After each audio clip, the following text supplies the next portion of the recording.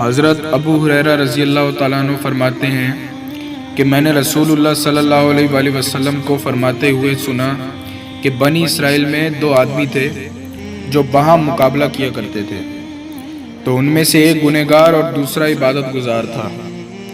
تو جو عبادت گزار تھا وہ دوسرے کو گناہ میں مبتلا دیکھ کر برابر یہی کہتا تھا کہ گناہ سے باز آ جا، گناہ سے باز آ جا۔ ایک دن ایسا ہوا کہ اس نے گناہ لا دیکھ کر کہا کہ گناہ کو چھوڑ بھی دوں، ٹھیک ہے؟ تو اس گنہگار نے جواب دیا کہ مجھے میرے رب کے سپرد کرو۔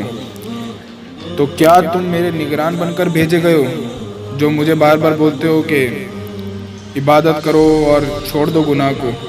تو اس عبادت گزار نے کہا کہ خدا کی قسم اللہ تعالیٰ تیری مغفرت نہیں کریں گے، یا اس نے یوں کہا کہ اللہ تعالیٰ تجھے جنت میں داخل نہیں کریں گے۔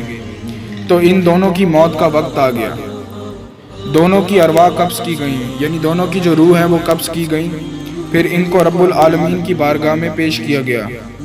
تو اللہ تعالیٰ نے عبادت گزار آدمی سے فرمایا کہ کیا تم میرے حکم کو جانتے تھے؟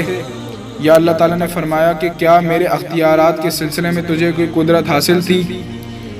اور گنہگار شخص سے فرمایا کہ تم میری رحمت کے طفیل جنت میں داخل ہو جاؤ، اور دوسرے کے لیے فرمایا کہ اس کو دوزخ میں لے جاؤ۔ کیوں؟ اس حدیث سے معلوم ہوا کہ نیکی کی ترغیب اور بدی سے رکنا چاہیے، کسی کے روکنے اور منع کرنے سے برائی سے رک جانا چاہیے، اور تکبر انات کی وجہ سے اپنے گناہ پر اڑے نہیں رہنا چاہیے۔ مخلوق خدا کو اللہ کی رحمت و مغفرت سے نا امید نہیں کرنا چاہیے جیسا اس آدمی نے کیا۔ بغیر ان کے اللہ تعالیٰ کے متعلق کوئی بات کہنا بھاری جرم ہے۔ اللہ رب العالمین کی رحمت کی وصیت معلوم ہوئی اس حدیث سے، اور جو شخص کسی دوسرے کو جنتی یا دوزخی قرار دے وہ در حقیقت اپنے لیے خدائی کا دعویٰ کرتا ہے۔ اور اس حدیث سے اس شخص کی مذمت معلوم ہوئی جو مخلوق خدا کے درجات مقرر کرتا ہو کہ یہ شخص خوش بخت اور یہ شخص بدبخت ہے۔